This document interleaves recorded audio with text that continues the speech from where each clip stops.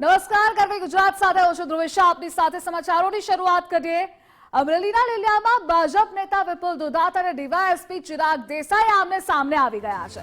વાત છે લીલિયામાં ખુલ્લેઆમ વેચાતા દારૂની. જે અંગે વિપુલ દુધાતે ડીવાયએસપીને રજૂઆત કરી હતી અને આ રજૂઆત બાદ વિપુલ દુધાતે આક્ષેપ લગાવ્યો કે ડીવાયએસપી ચિરાગ દેસાઈએ તેમની વાતને યોગ્ય રીતે ધ્યાનમાં ન લીધી અને દારૂબંધીની કડક અમલવારીને લઈ તોછડો જવાબ આપ્યો. ત્યારે સામે ડીવાયએસપીએ ભાજપના નેતા વિપુલ દુધાતના આક્ષેપોને પાયા વિહોણા ગણાવ્યા અને કહ્યું કે વિપુલ દુધાતની રજૂઆતને યોગ્ય રીતે સાંભળવામાં આવી અને તે બાદ તેમણે જે દારૂની ભઠ્ઠી અંગે જણાવ્યું હતું તે કનુ વાઘેલા નામના શખ્સ સામે ગુનો પણ દાખલ કરવામાં આવ્યો છે. તો વિપુલ દુધાત રજૂઆત સમયે ઉગ્ર થઈ રહ્યા હતા તેવું પણ ડીવાયએસપીએ જણાવ્યું છે. ચિરાગ દેસાઈએ એવું પણ કહ્યું કે ભાજપના નેતા વિપુલ દુધાતે વારંવાર ટ્રાફિક અને ગેરકાયદે ખનન મામલે પોલીસને ભલામણ કરે છે અને પોલીસની કામગીરીમાં રૂકાવટ પણ લાવે છે. અમે રજૂઆત લઈને ગયેલા કે લીલિયા તાલુકાના ગામની અંદર જે અલગ અલગ ગામોની અંદર ખુલ્લેઆમ દારૂ વેચાય છે તે બાબતે રજૂઆત કરેલ, પરંતુ એસપી દ્વારા એવું કહેવામાં આવેલ કે લોકોને દારૂ પીતા બંધ કરો, દારૂ અમે વેચવા માટેનો કડકાઈ કરીએ છીએ અને એના જે જવાબ અને વર્તન હતા એ બિલકુલ ખરાબ હતું અને એક અધિકારીને શોભે એ પ્રકારનું કોઈ પણ વર્તન ના હતું. અને અમે જે રજૂઆત કરેલા એમાં લોકો ઉપર આક્ષેપ કરવામાં આવેલ કે અમે આ બધું પૈસા માટે કરીએ છીએ. તો મારી આ મીડિયાના માધ્યમથી એસપીને ચેલેન્જ છે કે લીલિયા તાલુકાની અંદર જે ગામની અંદર જઈને પૂછો કે વિપુલ દુધાત જિલ્લા પંચાયતના સભ્ય કે મારા પિતાશ્રી હતા મગનભાઈ દુધાત, અમે ક્યારેય અમારો પરિવાર પૈસા માટે કરતો નથી. અગાઉ પણ ટ્રાફિકની કામગીરીમાં કે પોલીસની કામગીરીમાં એ ભલામણ કરતા હોય છે અને પોલીસની કાર્યવાહીને જે બાબતે નોંધ પણ કરવામાં આવતી હોય છે કે વિપુલભાઈ દુધાત દ્વારા પોલીસને આ રીતે ભલામણો ખોટી કરવામાં આવતી હોય છે. લીલિયા પોલીસ દ્વારા આવા કોઈ પણ બનાવો રેતી ના હોય, દારૂ ના હોય, તેના માટે કાયદેસરની કાર્યવાહી કરવામાં આવતી હોય છે. આજે આ જ બાબતે એસપી સરના ઇન્સ્પેક્શન દરમિયાન વિપુલભાઈ દુધાતનાઓ પોતાના અલગ અલગ 10 માણસો સાથે રજૂઆત કરવા આવેલ. એસપી સરનાઓ દ્વારા એ બાબતે પ્રોહિબિશનની બાંહેધરી પણ આપેલ અને કાર્યવાહી કડકમાં કડક કરવામાં આવશે જણાવવામાં આવેલ. સાથે જ વિપુલભાઈ દુધાતનાઓની જે અલગ અલગ નોંધો કરેલ છે તેનું ધ્યાન દોરતા અને એમને રજૂઆત ઉગ્ર કરતા અંતે પોતે ત્યાંથી બહાર નીકળી ગયેલ અને બહાર જઈને પોલીસ પર ખોટા આક્ષેપો કરવામાં આવેલ. તો અમરેલીના લીલિયામાં ભાજપ નેતા અને ડીવાયએસપી વિવાદમાં મોટા સમાચાર મળી રહ્યા છે. ભાજપ નેતા વિપુલ દુધાતના સમર્થનમાં સહકારી નેતા દિલીપ સંઘાણી આવ્યા. ભાજપ નેતા વિપુલ દુધાતના આક્ષેપ એકદમ સાચા છે. ખુલ્લેઆમ દારૂના વેચાણ મુદ્દે વિપુલ દુધાતે એસપીને રજૂઆત કરી હતી. તો અમરેલીના એસપી એ ભાજપ કાર્યાલય બંધ કરવાની ધમકી આપી. કોઈ પોલીસ અધિકારી ધમકી આપે ત્યારે ચૂપ નહીં બેસું. આગામી સમયમાં અમરેલીમાં જઈ ખુદ પોલીસની પોલ ખોલીશ. અમરેલીમાં એસપી પોલીસની રહેમ રાહે બધી જ ગેરકાયદેસર પ્રવૃત્તિઓ ચાલે છે. તો દારૂ, રેતી ખનન સહિતની ગેરકાયદેસર પ્રવૃત્તિઓ ત્યાં ચાલી રહી છે. હું બધી જ વિગતો મેળવીશ અને સમગ્ર બાબતને ઉજાગર કરીશ. સમાચાર મળ્યા કે વિપુલભાઈ દુધાત અમારી ભારતીય જનતા પાર્ટીના જિલ્લા પંચાયતના આગેવાન, તેના બાપુજી એટલે મગનભાઈ છગનભાઈ દુધાત જનસંઘની કાર્ય પદ્ધતિથી સંગીત સાથે ભાજપની રચના થઈ ત્યારથી પ્રારંભથી અમારી જોડે કામ કરનાર. એ દિવસોમાં લીલિયા તાલુકામાં એકમાત્ર ભાજપના કાર્યકર્તા, જનસંઘના કાર્યકર્તાને જમવાનું ઘર એકમાત્ર હતું. ત્યારથી એક પરિવાર ભાજપ સાથે, સંઘ પરિવાર સાથે જોડાય. એમને જ્યારે આ ગેરકાયદેસર પ્રવૃત્તિની જાહેર વાત કરી, ભૂતકાળમાં પણ માગણીઓ કરી હતી, ત્યારે એમને એસપી ધમકાવે કે તમે ભાજપનું કાર્યાલય કેવી રીતે ચલાવશો એની ઇન્કવાયરી મારે કરવી પડશે. બીજી બાજુથી ચેમ્બરના પ્રમુખને બાકીના બધા સાથે રજૂઆત કરવા ગયા ત્યારે એવું કીધું દારૂ વેચનારાઓને બંધ કરવા બદલે દારૂ પીવાવાળાને બંધ કરાવવાને. આ ડીએસપીની માનસિકતા કયા સત્તાના આધારે, કોના પાવરથી, કોની સાથે કેવી લેણદેણના આધારે આવા નિવેદનો કરે છે, આની પૂરી ઇન્કવાયરી મારે કરવી પડશે. તો વિપુલ દુધાત બાદ અમરેલી પોલીસ સામે નારણ કાછડિયાએ પણ બાયો ચઢાવી. પૂર્વ સાંસદ નારણ કાછડિયાએ અમરેલી એસપી સામે ગંભીર આક્ષેપો કર્યા છે. આકરા શબ્દોમાં નારણ કાછડિયાએ અમરેલી એસપી સામે આક્ષેપ કર્યા છે. અમરેલી પોલીસ દારૂ અને રેતી ખનનના હપ્તા લે છે. પોલીસે બુટલેગર પાસેથી પણ હપ્તા લે અને પીવે પણ એની પાસેથી જ. કરવતની ધારની જેમ અમરેલી પોલીસે બંને બાજુએથી રૂપિયા પડાવે છે. ભાજપનું કાર્યાલય કાર્યકર્તા ચલાવે છે, તમારી જેમ દારૂ રેતીના હપ્તાથી નહીં. તમારી જેમ દારૂ હપ્તા લઈ એશો આરામ નથી કરતા. અમરેલીના એસપી કહે છે પીવાવાળાઓને રોકો, દારૂ વેચનારાઓને પકડો તો પીવાવાળાઓ આપોઆપ બંધ થાય. રેતી ખનનના મેં ફોટા પણ મોકલ્યા છે, છતાં પણ કાર્યવાહી નથી થઈ. તો રેતીના ડમ્પરો પોલીસ અને ખનન માફિયાઓની ભાગીદારીથી ચાલે છે. આ ગંભીર આક્ષેપો તેમના દ્વારા કરવામાં આવ્યા છે.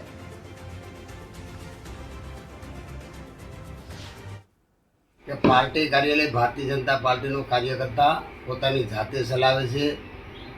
બહુ થાય કદાચ તો બાર્ગેનિંગ કાર્યકર્તાની અંદર કરીને પણ ચલાવે છે. નહીં કે તમારી જેમ રેતીના કે દારૂના હપ્તા લઈ અને તમે જે એસો આરામ કરો છો એવું નથી. અને મારે ખુલ્લેઆમ કહેવું છે કે રેતી અને દારૂ એ કોઈ જો ધંધો કરતા હોય કે એના જે કોઈ પેલું આખો એજન્સી હોય તો એ પોલીસની છે, એમાં જરા પણ યતી શક્તિ નથી. કારણ અને એસપી એવું કીધું કે દારૂ પીવાવાળાને વિપુલભાઈને એવું કીધું કે દારૂ પીવાવાળાને તમે કહો એ બંધ થઈ જાય. એ જવાબદારી વિપુલભાઈ દુધાતની છે કે પોલીસની છે? પહેલાં તો પોલીસને દારૂ જે વેચે છે ને એને બંધ કરાવો એટલે ઓટોમેટિક પીવાવાળા બંધ થઈ જાય. તમે દારૂના બુટલેગર પાસેથી હપ્તા લ્યો છો અને દારૂ પીવે એને પકડીને એની પાસેથી પણ પૈસા લ્યો છો. એટલે તમે તો આપણી સાથે ન્યૂઝ વોરરૂમથી ઉમંગ જોડાયેલા છે. ઉમંગ પાસેથી વિગતો જાણીશું. ઉમંગ, જે આક્ષેપો લગાવવામાં આવ્યા છે, પહેલા વિપુલ દુધાત મેદાને આવ્યા, ત્યારબાદ દિલીપ સંઘાણીએ સમર્થન કર્યું. અમરેલીમાં જે ગેરકાયદેસર પ્રવૃત્તિઓ ચાલે છે તેની પાછળ એસપી અને પોલીસની મીઠી નજર છે. બિલકુલ, તમે ધ્રુવિશા જુઓ કે આપણે ઘણી વખત કહેતા હોઈએ છીએ કે ખનન હોય, દારૂનો વેપલો ચાલતો હોય કે બીજી અન્ય કોઈ પણ પ્રવૃત્તિઓ જિલ્લામાં ચાલતી હોય તો ઘણી વખત આક્ષેપો થયા છે કે પોલીસ થકી ભ્રષ્ટાચાર કરવામાં આવતો હોય, ટેબલ નીચેનો વ્યવહાર છે, ક્યાંક મહત્વની ભૂમિકા ભજવતો હોય છે. આપણી સાથે નારણ કાછડિયા જોડે ગયા છે, સીધી વાત તેમની સાથે કરીએ. નારણભાઈ, આપે ખૂબ મોટો આક્ષેપ કર્યો છે કે એમણે જે કહ્યું હતું કે ભારતીય જનતા પાર્ટીનું જે કમલમ છે બંધ કરાવવાની ધમકી આપી હતી ને આપે એમ કહ્યું છે કે આપ હપ્તા લઈ અને આરામ કરો છો. ખરા અર્થમાં અમરેલીમાં શું ચાલી રહ્યું છે? શું એસપી જો આ પ્રકારે હરકતો કરતી હોય તો પછી સરકાર પણ ભારતીય જનતા પાર્ટીની છે અને સાથે જનતાને જે આ સહન કરવું પડે છે માટે આપ કેટલા તૈયાર છો? ઉમંગભાઈ, પેલા તો વાત એ છે જે વિપુલભાઈ દુધાત જે અમારા ભારતીય જનતા પાર્ટીના એક આગેવાન જિલ્લાના અને પૂર્વ શિક્ષણ સમિતિના જિલ્લા પંચાયતના ચેરમેન હતા. હવે વિપુલભાઈ તો છેલ્લા 5 વર્ષથી જાહેર જીવનમાં આવ્યા છે, પણ એમના ફાધર મગન છગન દુધાત કે જે મગન છગન દુધાતના નામે ઓળખાય આખો જિલ્લો અને ગુજરાતના અમારા ઘણા ખરા નેતાઓ એને ઓળખે એ નામ છે. હવે એ એમના ફાધરથી વખતથી આ ભારતીય જનતા પાર્ટી સાથે આ પરિવાર જોડાયેલો અને સુખી સંપન્ન પરિવાર છે. હવે એમને જયારે એસપી લીલિયાની અંદર જાય અને ઇન્સ્પેક્શનમાં જાય અને દરેક આગેવાનોને બોલાવે અને એ આગેવાનો રજૂઆત કરે કે જે લીલિયા તાલુકા ભાજપના પ્રમુખ હોય, લીલિયા ગામના સરપંચ હોય, લીલિયા તાલુકા પંચાયતના પ્રમુખ હોય, વિપુલભાઈ દુધાત હોય, લીલિયા જિલ્લા પંચાયતના શિક્ષણ સમિતિ, આવા બધા 15-20 આગેવાન જે જઈ અને રજૂઆત કરી કે ભાઈ લીલિયાની અંદર ખુલ્લે આમ દારૂ વેચાય છે, રેતી આમ ખુલ્લે આમ રેતીના ડમ્પરો રાત દિવસ દોડે છે.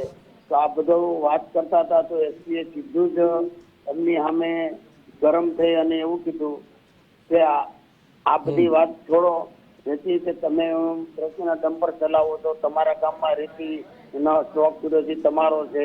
પછી એમ જે તમારી ભારતીય જનતા પાર્ટીની કાર્યાલય કેવી રીતે ચાલે છે, ક્યાંથી ચાલે છે, ક્યાંથી પૈસા આવે છે, આવી બધી આવી બધી જયારે વાત કરે છે ત્યારે અમારે બોલવું પડે છે કે ભારતીય જનતા પાર્ટીની કાર્યાલય આજે તો માનો કે આટલા વર્ષથી ભારતીય જનતા પાર્ટીએ જયારે ભારતીય જનતા પાર્ટી સત્તામાં નહોતી અને ગામડે ગામડે એકલ દોકલ કાર્યકર્તાઓ હતા ત્યારે કાર્યકર્તાઓ ભેગા થઈ 5-15 કાર્યકર્તાઓ ભેગા થઈ અને પોતાના ખિસ્સા ખર્ચી જે હોય રૂપિયો, 1.5 રૂપિયા, 2 રૂપિયા, 5 રૂપિયા એ ભેગા થઈ અને જો કાર્યાલય ચલાવતા હતા.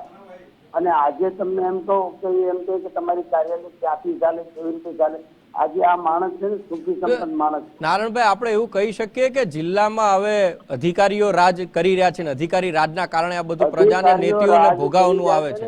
તંત્ર છે ને સરકારનું કામ કરી રહી છે. ભૂપેન્દ્રભાઈ પટેલની સરકાર અને ગૃહમંત્રી હર્ષભાઈ સંઘવી આ બંને સારી રીતે કામગીરી કરી રહ્યા છે. એમને ખાલી સરકારને બદનામ કરવા માટે તંત્ર જે આવું કરી રહી છે એની સામેના અમારા આક્ષેપ છે કે તંત્ર દ્વારા જે અત્યારે ખનન થાય છે, સામાન્ય માણસને, આમ જનતાને કે સામાન્ય માણસને, સામાન્ય ખેડૂતને એક ટ્રેક્ટર રેતી જોતી હોય, ગામની અંદર નદી નીકળી હોય અને એ નદીમાંથી ગામનો માણસ ટ્રેક્ટર ભરવા જાય અને જો પકડાઈ જાય તો એને 30-35-40 હજારનો દંડ આપે. આજે ચોમાસાની સિઝન છે, ખેતરપાળા હોય, ખેડાપાળા હોય, મકાન હોય, રિપેરિંગ કરવું હોય તો એને રેતી ન મળે અને રાત દિવસ આ રેતી માફિયાઓ, ખનન માફિયાઓ જે રેતીના ડમ્પરો રાતથી દોડાવે છે તો કોની મીઠી નજર નીચે દોડે છે. બિલકુલ, એ તપાસનો વિષય છે ને એટલા માટે જ કે અત્યારે ભારતીય જનતા પાર્ટીના જ્યારે અગ્રણી નેતાઓ એવું કહી રહ્યા હોય કે ભ્રષ્ટાચારમાં આળોટી રહ્યા છે અમરેલી પોલીસ, અને એને લઈને વીરજીભાઈ અમારી સાથે જોડાયા છે. વીરજીભાઈ, સ્વાગત છે ગુજરાત ફર્સ્ટમાં. આમ તો વિપક્ષ તરીકે ઘણી બધી વખત આપે આક્ષેપો અને પુરાવા પણ આપ્યા છે. હવે તો ભારતીય જનતા પાર્ટીના નેતાઓ, પૂર્વ સાંસદ હોય કે પછી હાલના ધારાસભ્યો, તેઓ પણ કહી રહ્યા છે કે અમરેલી પોલીસ છે એ ભ્રષ્ટાચારમાં આળોટી રહી છે. અમરેલી આજે બિહાર અને યુપી કરતા પણ નીચી કક્ષાએ જ ગયું છે. ક્રાઇમમાં હિન્દુસ્તાનમાં નંબર 1 બન્યું છે. પોલીસ કોન્સ્ટેબલો આજે નાની નાની દીકરીને ઉપાડી જાય, એક પ્રિન્સિપાલ દીકરી ઉપર ચાલુ સ્કૂલે રેપ કરે, ખનનની પ્રવૃત્તિ ચાલે, 220 કરોડ રૂપિયાનું ડ્રગ્સ પકડાય, રોજ દારૂ જુગારના હપ્તા ચાલે. આજે તો પોલીસના નિવૃત્ત અધિકારી મને કહ્યું કે રાજુલામાં તમે સાહેબ પોલીસને મોકલો, દારૂની બોટલો રોડ ઉપર ફરી રહી છે, બિયરના ટીન રોડ ઉપર એમનો રખડી રહ્યા છે, ખાલી ટીન છે. આ પ્રકારની પરિસ્થિતિ નિર્માણ થઈ છે ત્યારે ગુજરાતમાં આજે અમરેલી જિલ્લાને બરબાદ કરવા માટેનું કોઈ સોપારી લીધી હોય તેવું લાગી રહ્યું છે. બિલકુલ, એના દંડકને 40 લાખ રૂપિયાનો હપ્તો ચૂકવાય છે એવું ભારતીય જનતા પાર્ટીના મનીષભાઈ વઘાસિયાની ઓફિસમાંથી પત્ર લખાય. પત્ર લખનાર તાનપરી એવું દિલીપભાઈ ચૂકાય. એમને આખી રાત પોલીસ મારે. ભારતીય જનતા પાર્ટીનો પ્રમુખ થવા માટે સરપંચોનું સમર્થન હતું એટલે એમને મારી અને જેલ હવાલે કરી દેવામાં આવે અને કોંગ્રેસમાંથી અમારી ભેગોથી લઈ જઈને કોઈને ભાજપનો પ્રમુખ બનાવવો પડે. આ પ્રકારની પરિસ્થિતિ નિર્માણ થઈ રહી છે. ત્યારે કાછડિયાજી જાયગા છે, મોડા જાયગા છે, દિલીપભાઈ પણ બોલ્યા છે, અગાઉ પણ બોલ્યા છે.